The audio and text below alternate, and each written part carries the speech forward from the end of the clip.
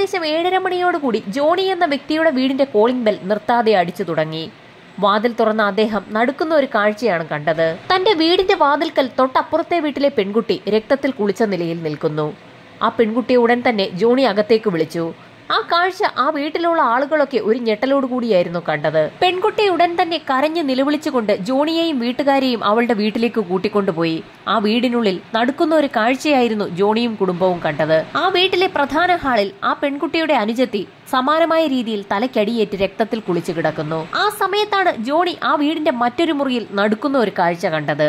ആ വീട്ടിലെ ഗൃഹനാഥ തലയ്ക്കടിയേറ്റ് തലയോട്ടി ചിതറിയ രീതിയിൽ കിടക്കുന്നു. കോട്ടയം ഈസ്റ്റ് പോലീസ് സ്റ്റേഷനിൽ ജോണി വിവരമറിയിച്ചതിനെ തുടർന്ന് SI സംഘവും ഉടൻ തന്നെ സംഭവസ്ഥലത്തെത്തി.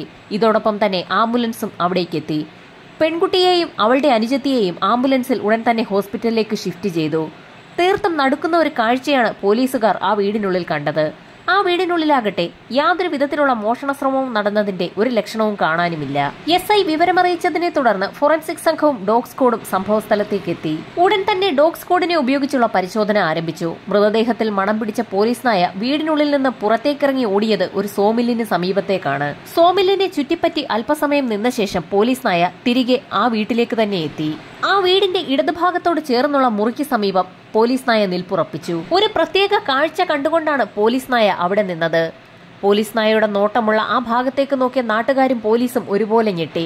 ആ വീടിന്റെ വലതുഭാഗത്തോട് ചേർന്നുള്ള ഭിത്തിയിൽ നിന്നും വലിയൊരു കല്ല് ഇളക്കി മാറ്റിയ നിലയിലായിരുന്നു. അവിടെ വലിയൊരു ദ്വാരം പ്രത്യക്ഷപ്പെടുകയും ചെയ്തിട്ടുണ്ട്. ആ വീട്ടുകാരെ ആക്രമിച്ച വ്യക്തി ആ കല്ലിളക്കി ആ ദ്വാരത്തിലൂടെയാണ് വീടിനുള്ളിലേക്ക് പ്രവേശിച്ചിരിക്കുന്നതെന്ന് പോലീസ് നിഗമനത്തിലെത്തി. ഫോറൻസിക് സംഘം ആ പ്രദേശമാകെ അരിച്ചു പറക്കി. ഭിത്തിയിൽ നിന്നും കല്ലിളക്കി മാറ്റിയ സമയത്ത് ആ വ്യക്തിയുടെ വിരലടയാളം ഭിത്തിയിൽ പതിഞ്ഞിട്ടുണ്ട്. ഫോറൻസിക് സംഘത്തിന് ആ അടയാളം അതിവേഗം തന്നെ ശേഖരിക്കാനായി. ആ വീട്ടിലെ അലമാരയും മേശയുടെ ഡ്രോയും ഒക്കെ ഭദ്രമായി തന്നെ അടച്ച നിലയിലായിരുന്നു. ഭിത്തിയുടെ കല്ലിളക്കി മാറ്റിയ ഭാഗം വിശദമായി പരിശോധിക്കുന്നതിനിടയിൽ നിർണായകമായ ഒരു തെളിവാണ് ഫോറൻസിക് സംഘത്തിന് ലഭിച്ചത്. ആ ദ്വാരത്തിനുള്ളിലൂടെ അകത്തേക്ക് കടന്ന അക്രമിയുടെ ശരീരം മുരഞ്ഞ് അയാളുടെ തൊലിയുടെ ചില ഭാഗങ്ങളൊക്കെ ആ ദ്വാരത്തിനുള്ളിൽ പറ്റിപ്പിടിച്ചിട്ടുണ്ടായിരുന്നു. അധികം വണ്ണമില്ലാത്തൊരു വ്യക്തിയാണ് ആ ദ്വാരത്തിനുള്ളിലൂടെ വീടിനുള്ളിലേക്ക് അതിക്രമിച്ച് കടന്നിരിക്കുന്നതെന്നും പോലീസ് നിഗമനത്തിലെത്തി. ഇൻക്വസ്റ്റ് നടപടികൾ പൂർത്തിയാക്കിയ ശേഷം മൃതദേഹം പോസ്റ്റ്മോർട്ടത്തിനായി മെഡിക്കൽ കോളേജിലേക്ക് ഷിഫ്റ്റ് ചെയ്തു. പോസ്റ്റ്മോർട്ടം നടത്തിയതിനു ശേഷം പോലീസുകാർ പ്രതീക്ഷിച്ച ഒരു റിപ്പോർട്ടാണ് ഡോക്ടർമാരുടെ ഭാഗത്തു നിന്ന് ലഭിച്ചത്. ആ സ്ത്രീയെ അതിക്രൂരമായി തലക്കടിച്ച് കൊലപ്പെടുത്തിയിരിക്കുകയാണ്. അവർ മരിക്കുന്നതുവരെ തലയിലേക്ക് ആഞ്ഞടിച്ചിട്ടുണ്ടെന്നും റിപ്പോർട്ടിൽ വ്യക്തമായിരുന്നു. ആ സ്ത്രീയുടെ തലയിലേക്ക് പ്രതി ആഞ്ഞടിക്കുന്ന സമയത്ത് ഉറപ്പായും അവർ നിലവിളിച്ച് കരയേണ്ടതാണ്. അങ്ങനെ കരയുന്ന സമയത്ത് വീട്ടിലുണ്ടായിരുന്ന 2 പെൺകുട്ടികളും അവിടേക്ക് എത്തുകയും അവർ ബഹളം വെച്ച് ആ പ്രതിയെ എതിർക്കേണ്ടതുമാണ്. എന്നാൽ ഇവിടെ എന്തുകൊണ്ടായിരിക്കാം അങ്ങനെ സംഭവിക്കാഞ്ഞതെന്ന് പോലീസിന് സംശയം തോന്നി. അതിന് കൃത്യമായ മറുപടി ലഭിക്കണമെങ്കിൽ ആശുപത്രിയിൽ അഡ്മിറ്റ് ആക്കിയിട്ടുള്ള ആ 2 പെൺകുട്ടികളും സംസാരിച്ചു തുടങ്ങണം. സംഭവം നടന്ന വീടും പരിസരവും പോലീസുകാർ അരിച്ചു പറക്കി. അപ്പോഴാണ് നിർണായകമായ ഒരു തെളിവ് പോലീസിന് ലഭിക്കുന്നത്. ആ വീടിന്റെ പറമ്പിൽ നിന്നും ഒരു തടിക്കഷ്ണം കിട്ടി.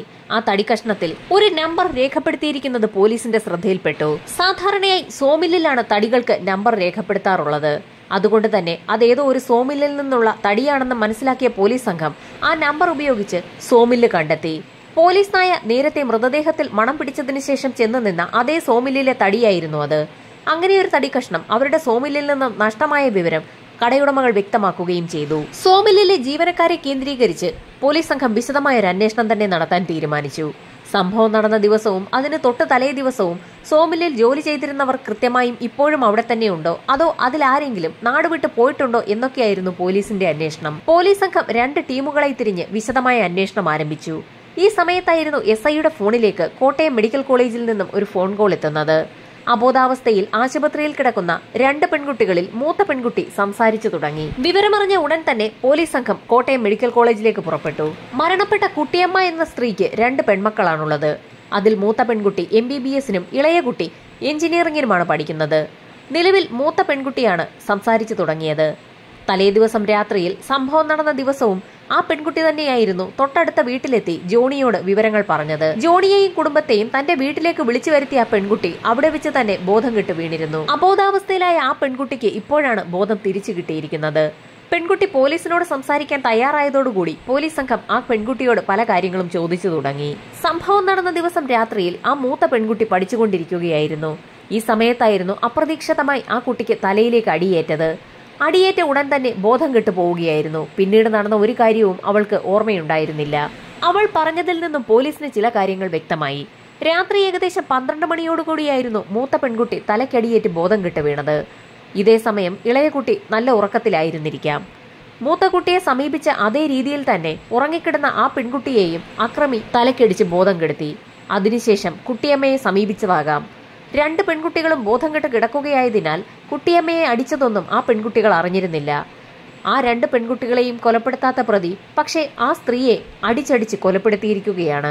സംഭവം നടന്ന ദിവസം രാത്രിയിൽ അതിശക്തമായ മഴയായിരുന്നു. അതുകൊണ്ട് തന്നെ ആ വീട്ടിൽ നിന്നുയർന്ന നിലവിളി ശബ്ദമൊന്നും നാട്ടുകാർ കേട്ടതുമില്ല. ഏതാനും മണിക്കൂറുകൾക്കകം തന്നെ ഇളയ പെൺകുട്ടിക്കും ബോധം വീണു. അവളോടും പോലീസ് എല്ലാ കാര്യങ്ങളും ആവർത്തിച്ച് ചോദിച്ചു.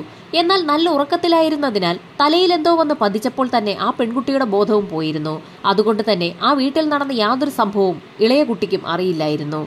തലയിലൊരു കെട്ടുമായി തന്റെ ചേച്ചി മുൻപിൽ വന്ന് നിൽക്കുന്ന സമയത്താണ് തന്റെ ചേച്ചിക്ക് അടി കിട്ടിയ വിവരം ആ പെൺകുട്ടി അറിയുന്നത്. തന്റെ അമ്മ മരണപ്പെട്ട വാർത്ത ആ പെൺകുട്ടിയോട്ട് അറിഞ്ഞതുമില്ലായിരുന്നു. പോസ്റ്റ്മോർട്ടം നടപടികൾ പൂർത്തിയാക്കിയ കുട്ടിയമ്മയുടെ മൃതദേഹം സംസ്കാര ചടങ്ങുകൾക്കായി ബന്ധുക്കൾക്ക് വിട്ടു നൽകി. ഇതോടൊപ്പം തന്നെ പോലീസ് അവരുടെ അന്വേഷണം ഊർജിതമാക്കുകയും ചെയ്തു. സമാനമായ രീതിയിൽ ഭിത്തി തുറന്ന് മോഷണം നടത്തുന്ന ആളുകളെയും പ്രദേശത്തുള്ള സ്ഥിരം മോഷ്ടാക്കളെയും ഒക്കെ ഉൾപ്പെടുത്തി വിശദമായ ഒരു ലിസ്റ്റ് തന്നെയാണ് പോലീസ് തയ്യാറാക്കിയത്. പോലീസ് അന്വേഷണം ഊർജിതമാക്കുന്നതിനിടയിലാണ് പോലീസ് ഒരു വ്യക്തിയിലേക്ക് അന്വേഷണം കേന്ദ്രീകരിക്കുന്നത്. കഴിഞ്ഞ കുറച്ച് നാളുകളായി ആ വ്യക്തി ചില കേസുകളിൽപ്പെട്ട് ജയിലിനുള്ളിലായിരുന്നു. അയാൾക്ക് പരോൾ കിട്ടി പുറത്തിറങ്ങിയിരിക്കുകയാണ്. പരോളിൽ പുറത്തിറങ്ങിയ അയാൾ മുങ്ങുകയും ചെയ്തിട്ടുണ്ട്. ശരിക്കും അയാൾ പുറത്തിറങ്ങിയ സമയത്താണ് കുട്ടിയമ്മയുടെ കൊലപാതകവും നടന്നിരിക്കുന്നത്. അതുകൊണ്ട് തന്നെ ആ വ്യക്തിക്ക് ഈ കൊലപാതകവുമായി എന്തെങ്കിലും ബന്ധമുണ്ടോ എന്നൊന്ന് അന്വേഷിക്കാൻ തന്നെ പോലീസ് തീരുമാനിച്ചു. സമാന രീതിയിലുള്ള കുറ്റകൃത്യങ്ങൾ ചെയ്തിട്ടുള്ള കൃഷ്ണൻ എന്ന വ്യക്തിയെയായിരുന്നു പോലീസ് തിരഞ്ഞുകൊണ്ടിരുന്നത്. കോട്ടയമാകെ അരിച്ചു പറക്കിയിട്ടും കൃഷ്ണന്റെ പൊടി പോലും കണ്ടെത്താൻ പോലീസിന് കഴിഞ്ഞില്ല. ഡിവൈഎസ്പിയുടെ നേതൃത്വത്തിൽ സമീപത്തുള്ള ജില്ലകളിലേക്കും അന്വേഷണം വ്യാപിപ്പിച്ചു. അങ്ങനെ പോലീസ് സംഘം അന്വേഷണത്തിന്റെ ഭാഗമായി എറണാകുളം ജില്ലയിലും എത്തി. ആ സമയത്താണ് വളരെ നിർണായകമായ ഒരു വിവരം പോലീസിന് ലഭിക്കുന്നത്. എറണാകുളത്തുള്ള ഗുണ്ടകളെ കേന്ദ്രീകരിച്ചായിരുന്നു പോലീസ് സംഘം ആദ്യഘട്ടത്തിൽ അന്വേഷണം നടത്തിയത്. ഗുണ്ടാ പ്രവർത്തനങ്ങളുടെ ഭാഗമായി ഒരു കൊട്ടേഷനുമായി ബന്ധപ്പെട്ട് കൃഷ്ണൻ ചില ആളുകൾക്കൊപ്പം എറണാകുളത്തു നിന്നും ആ സമയത്ത് തമിഴ്നാട്ടിലാണെന്നുള്ള ഇൻഫർമേഷനായിരുന്നു പോലീസിന് ലഭിച്ചത്. തമിഴ്നാട്ടിലുള്ള തിരുട്ട് ഗ്രാമത്തിന് സമീപത്താണ് കൃഷ്ണനും സംഘവും തമ്പടിച്ചിരിക്കുന്നതെന്ന് ഇൻഫർമേഷൻ കിട്ടിയതിന് പിന്നാലെ പോലീസ് സംഘം അന്വേഷണം തമിഴ്നാട്ടിലേക്ക് വ്യാപിപ്പിച്ചു. കൊലപാതകങ്ങളോ മോഷണങ്ങളോ പോലെയുള്ള കുറ്റകൃത്യങ്ങൾ നടത്തിയ ശേഷം തമിഴ്നാട്ടിലെ തിരുട്ട് ഗ്രാമത്തിലേക്ക് മുങ്ങുന്നത് ആളുകളുടെ ഒരു സ്ഥിരം രീതിയാണ്. ഇത്തരത്തിലുള്ള കുറ്റവാളികൾക്ക് അങ്ങനെയുള്ള സ്ഥലം തിരഞ്ഞെടുക്കുന്നതിന് മറ്റൊരു കാരണം കൂടിയുണ്ട്. ആ സ്ഥലത്തേക്ക് അത്ര പെട്ടെന്നൊന്നും പോലീസുകാർക്ക് ഇടിച്ചു കയറി ചെല്ലാൻ കഴിയില്ല. അങ്ങനെയുള്ള ഉറപ്പുള്ളതുകൊണ്ടാണ് കൃഷ്ണനും അവിടേക്ക് എത്തിയത്. കൃഷ്ണൻ തിരുട്ട് ഗ്രാമത്തിലുണ്ടെന്ന് ഉറപ്പാക്കിയ പോലീസ് സംഘം തമിഴ്നാട് പോലീസിന്റെ സഹായത്തോടുകൂടി കൃഷ്ണനെ അവിടെ നിന്നും കസ്റ്റഡിയിലെടുത്തു. അപ്പോഴേക്കും നേരം ഒരുപാട് വൈകിയിരുന്നു. അതുകൊണ്ട് തന്നെ പോലീസ് സംഘം പാതി വഴിയിൽ അവരുടെ യാത്ര നിർത്തിയ ശേഷം സമീപത്തുണ്ടായിരുന്ന ഒരു ലോഡ്ജിൽ മുറിയെടുത്തു. കുറെ ദിവസത്തെ അലച്ചിലുകൾക്കും അന്വേഷണങ്ങൾക്കും ഒടുവിലായിരുന്നു കൃഷ്ണനെ പോലീസ് സംഘം വലയിലാക്കിയത്. അതുകൊണ്ട് തന്നെ അതിന്റെ സന്തോഷവും അതിന്റെ ക്ഷീണവും അവർക്കുണ്ടായിരുന്നു. ലോഡ്ജിൽ മുറിയെടുത്ത പോലീസ് സംഘം മുറിക്കുള്ളിലെത്തി കൃഷ്ണന്റെ കയ്യിലെ വിലങ്ങഴിച്ച ശേഷം അയാളെ അവർക്കൊപ്പം തന്നെ കിടത്താൻ തീരുമാനിച്ചു.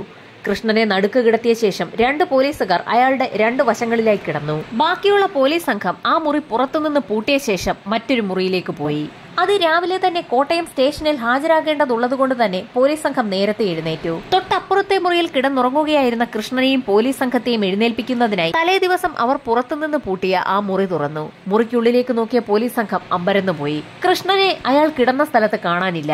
അയാൾക്ക് അപ്പുറത്തും ഇപ്പുറത്തും കിടന്ന പോലീസുകാർ അതേ സ്ഥലത്ത് തന്നെ കിടന്ന് നന്നായി ഉറങ്ങുന്നുമുണ്ട്. പെട്ടെന്നായിരുന്നു കൂട്ടത്തിലുണ്ടായിരുന്ന ഒരു പോലീസുകാരൻ ആ മുറിയുടെ ഒരു ഭാഗത്ത് ഒരു കാഴ്ച കണ്ടത്.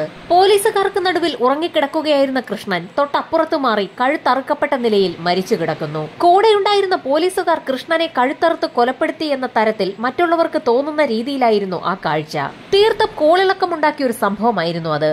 കൊലപാതകം നടന്നിരിക്കുന്നത് തമിഴ്നാട് പോലീസിന്റെ അധീനതയിലുള്ള സ്ഥലത്ത് വെച്ചുമാണ്. ലോഡ്ജ് ഉടമ വിവരമറിയിച്ചതിനെ തുടർന്ന് സമീപത്തുണ്ടായിരുന്ന സ്റ്റേഷനിൽ നിന്നും ഉടൻ തന്നെ ഒരു സംഘം പോലീസുകാർ അവിടേക്കെത്തി. പോലീസിന്റെ നിർദ്ദേശപ്രകാരം അവിടേക്കെത്തിയ ഫോറൻസിക് സംഘം ഇൻക്വസ്റ്റ് നടപടികൾ ആരംഭിച്ചു. ഇതേ സമയത്ത് തന്നെ കേരള പോലീസ് ഫോറൻസിക് സംഘത്തിന്റെ സഹായത്തോടുകൂടി മരണപ്പെട്ട കൃഷ്ണന്റെ DNA പരിശോധനയ്ക്കായി ബ്ലഡ് സാമ്പിളുകൾ ശേഖരിക്കുകയും ചെയ്തു. കൃഷ്ണന്റെ DNA റിപ്പോർട്ട് തീർത്തും അമ്പരപ്പിക്കുന്നതായിരുന്നു. കുട്ടിയമ്മയുടെ വീട്ടിൽ കൃത്യം നടന്ന ദിവസം ആ വീടിന്റെ ഭിത്തിയുടെ കല്ലിളക്കി മാറ്റിയ ഭാഗത്തു നിന്ന് ലഭിച്ച തൊലിയുടെ ഭാഗങ്ങൾ DNA പരിശോധനയ്ക്ക് വിധേയമാക്കിയപ്പോൾ ആ DNA മരണപ്പെട്ട കൃഷ്ണന്റെ DNA-യുമായി മാച്ച് ചെയ്യുന്നില്ല എന്ന് മനസ്സിലായി. ഇതിൽ നിന്നും കുട്ടിയമ്മയുടെ മരണവുമായി കൃഷ്ണന് ബന്ധമില്ല എന്ന് തെളിഞ്ഞു. അതിവേഗം തന്നെ കൃഷ്ണന്റെ പോസ്റ്റ്മോർട്ടം നടപടികൾ പൂർത്തിയാക്കി. അതിലെ റിപ്പോർട്ടും തീർത്തും അമ്പരപ്പിക്കുന്നതായിരുന്നു. കൃഷ്ണൻ സ്വയം ജീവൻ എടുത്തതാണ്. അതായത് സ്വയം കഴുത്തറുത്ത് കൃഷ്ണൻ ആത്മഹത്യ ചെയ്യുകയായിരുന്നു. ആത്മഹത്യ ചെയ്യാൻ ഉപയോഗിച്ച കത്തി കൃഷ്ണന് എവിടെ നിന്ന് ലഭിച്ചു എന്നുള്ള ചോദ്യമാണ് അപ്പോൾ ഉയർന്നത്. അത്തരത്തിലൊരു കത്തി ആ ദിവസം രാത്രിയിൽ ആ മുറിക്കുള്ളിൽ സൂക്ഷിച്ച പോലീസുകാർക്ക് രൂക്ഷ വിമർശനമാണ് നേരിട്ടത്. അങ്ങനെ കൃഷ്ണനെ അറസ്റ്റ് ചെയ്യുന്നതിനായി തിരുട്ട് ഗ്രാമത്തിലേക്ക് പോയ പോലീസുകാരെല്ലാവരും പ്രതികളായി. എന്നാൽ കോടതി അതിവേഗം തന്നെ വിചാരണ നടപടികൾ പൂർത്തീകരിച്ച് ആ പോലീസുകാരെയെല്ലാം വെറുതെ വിട്ടു. പോസ്റ്റ്മോർട്ടം റിപ്പോർട്ടിൽ കൃഷ്ണൻ ആത്മഹത്യ ചെയ്തതാണെന്ന് വ്യക്തമായതുകൊണ്ടാണ് പോലീസുകാർക്ക് രക്ഷയായത്. അങ്ങനെ വീണ്ടും കുട്ടിയമ്മ കൊലക്കേസിന്റെ അന്വേഷണം പുരോഗമിക്കുന്ന സാഹചര്യത്തിൽ പോലീസിന് പ്രതിയിലേക്ക് എത്താവുന്ന യാതൊരു തെളിവുകളും ലഭിക്കാതെ വന്നു. അങ്ങനെയിരിക്കെ ഒരു ദിവസം നാടിനെ നടുക്കിക്കൊണ്ട് ഇടുക്കി ജില്ലയിൽ ഒരു കൂട്ടക്കൊലപാതകം റിപ്പോർട്ട് ചെയ്തു.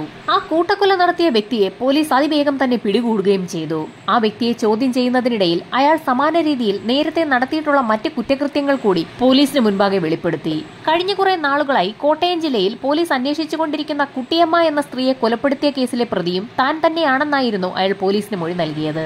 ചാക്കോ എന്ന പ്രതിയായിരുന്നു ആ വെളിപ്പെടുത്തൽ നടത്തിയത്. തീർത്തും പോലീസുകാരെ അമ്പരപ്പിക്കുന്ന ഒരു വെളിപ്പെടുത്തൽ തന്നെയായിരുന്നു അത്.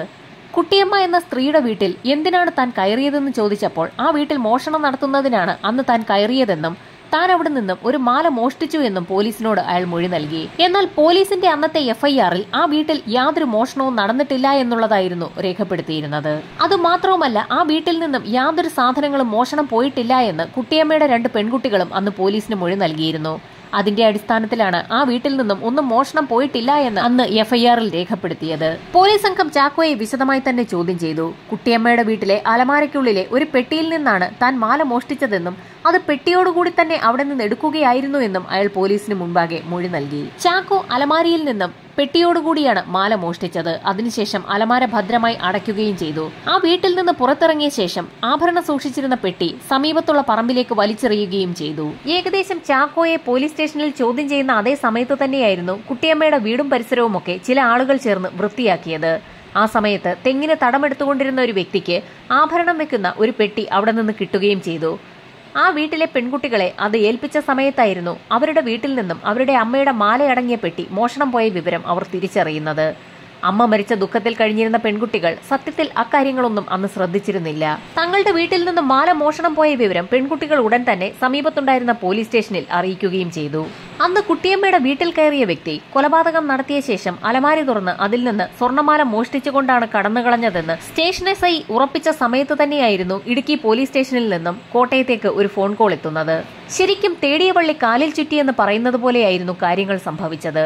ഇടുക്കി സ്റ്റേഷനിൽ നിന്ന് വിളിച്ച SI പറഞ്ഞത് തങ്ങൾ ഒരു പ്രതിയെ ചോദ്യം ചെയ്യുന്നതിനിടയിൽ കോട്ടയത്ത് നടന്ന കുട്ടിയമ്മ എന്ന സ്ത്രീയുടെ കൊലപാതകവുമായി അയാൾക്ക് ബന്ധമുണ്ടെന്നും ആ സ്ത്രീയുടെ ഒരു മാല അയാൾ മോഷ്ടിച്ചിട്ടുണ്ടെന്നും പറഞ്ഞു എന്നായിരുന്നു കോട്ടയം ഈസ്റ്റ് പോലീസ് സ്റ്റേഷനിലേക്ക് വിളിച്ച ഇടുക്കി SI പറഞ്ഞത്. വിവരം കേട്ട ഉടൻ തന്നെ SP സംഘവും ഇടുക്കിയിലേക്ക് പുറപ്പെട്ടു.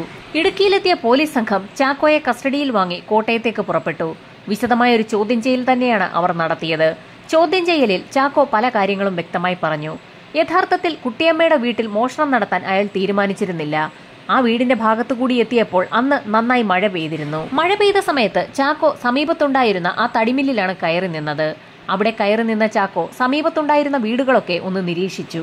അപ്പോഴാണ് അർദ്ധരാത്രി 12 മണി കഴിഞ്ഞിട്ടും ലൈറ്റ് കത്തി നിൽക്കുന്ന കുട്ടിയമ്മയുടെ വീട് ചാക്കോയുടെ ശ്രദ്ധയിൽപ്പെട്ടത്. കുട്ടിയമ്മയുടെ MBBSന് പഠിക്കുന്ന മൂത്ത പെൺകുട്ടി ആ സമയത്ത് പഠിച്ചുകൊണ്ടിരിക്കുകയായിരുന്നു. തടിമില്ലിൽ കിടന്ന ഒരു തടിക്കഷ്ണം എടുത്തുകൊണ്ട് ചാക്കോ കുട്ടിയമ്മയുടെ വീട് ലക്ഷ്യം വെച്ച് നടന്നു. കല്ലുകൊണ്ട് കെട്ടിയുണ്ടാക്കിയിരിക്കുന്ന ഒരു വീടായിരുന്നു അത്. കൂട്ടത്തിൽ ഭിത്തിയിലുണ്ടായിരുന്ന ഒരു കല്ലിൽ ആ തടി കൊണ്ടിടിച്ചപ്പോൾ അത് പതുക്കെ അനങ്ങി തുടങ്ങി. അങ്ങനെ പതുക്കെ പതുക്കെ ഇടിച്ചിടിച്ച് ആ കല്ല് ചാക്കോ ഇളക്കിയെടുത്തു. കയ്യിലുണ്ടായിരുന്ന തടിക്കഷ്ണം ആ വിടവിലൂടെ വീടിനുള്ളിലേക്കിട്ടു. ശേഷം അതിനുള്ളിലൂടെ നന്നായി മെലിഞ്ഞിരിക്കുന്ന ചാക്കോ അകത്തേക്ക് കയറി. അതിശക്തമായി മഴ പെയ്യുന്നത് കൊണ്ട് തന്നെ ശബ്ദം ആരും കേട്ടതുമില്ല. അകത്തേക്ക് കയറിയ ചാക്കോ മുറിക്കുള്ളിലിരുന്ന് പഠിക്കുകയായിരുന്ന പെൺകുട്ടിയുടെ തലയിലേക്കാണ് ആദ്യം അടിച്ചത്. ആ പെൺകുട്ടി ബോധം കെട്ടു എന്ന് മനസ്സിലാക്കിയപ്പോൾ തൊട്ടപ്പുറത്തെ മുറിയിലേക്ക് പോയി. ആ മുറിയിലെ കട്ടിലിൽ കിടന്നുറങ്ങുന്ന പെൺകുട്ടി ശബ്ദമുണ്ടാക്കാതിരിക്കുന്നതിനായി അവളുടെ തലയിലേക്കും ചാക്കോ ആഞ്ഞടിച്ചു. അവളും ബോധം കെട്ടു എന്ന് മനസ്സിലാക്കിയപ്പോൾ തൊട്ടപ്പുറത്തെ മുറിയിലേക്കാണ് ചാക്കോ പിന്നീട് കയറിയത്. കുട്ടിയമ്മയായിരുന്നു ആ മുറിയിൽ കിടന്നുറങ്ങിയിരുന്നത്. ആ മുറിയിൽ തന്നെയായിരുന്നു അലമാരയുമുള്ളത്. അലമാര തുറന്നാൽ ഉറപ്പായും കുട്ടിയമ്മ എഴുന്നേറ്റ് ബഹളമുണ്ടാക്കുമെന്ന് മനസ്സിലാക്കിയ ചാക്കോ അവരുടെ തലയിലേക്കും ആഞ്ഞടിച്ചു. എന്നാൽ പെൺകുട്ടികൾ 2 പേരും ഒറ്റയടിക്ക് ബോധം കെട്ടതുപോലെ കുട്ടിയമ്മ ബോധം കെട്ടില്ല. അതുകൊണ്ട് ചാക്കോ അവരുടെ തലയിലേക്ക് വീണ്ടും വീണ്ടും അടിച്ചു. കുട്ടിയമ്മയുടെ ബോധം പോയി എന്ന് മനസ്സിലാക്കിയ സമയത്ത് അലമാരി തുറന്ന് അതിൽ നിന്നും ആഭരണപ്പെട്ടി എടുത്തുകൊണ്ട് താൻ അകത്തേക്ക് കയറിയ അതേ വഴിയിലൂടെ തന്നെ ചാക്കോ പുറത്തേക്കിറങ്ങി. ആഭരണപ്പെട്ടി തുറന്ന് അതിൽ നിന്ന് മാലയെടുത്ത് പോക്കറ്റിലേക്ക് ഇട്ട ശേഷം ആ പെട്ടി സമീപത്തേക്ക് വലിച്ചെറിഞ്ഞു. ചാക്കോയുടെ മൊഴി വിശദമായി രേഖപ്പെടുത്തിയ പോലീസ് സംഘം അയാളുടെ അറസ്റ്റ് രേഖപ്പെടുത്തി.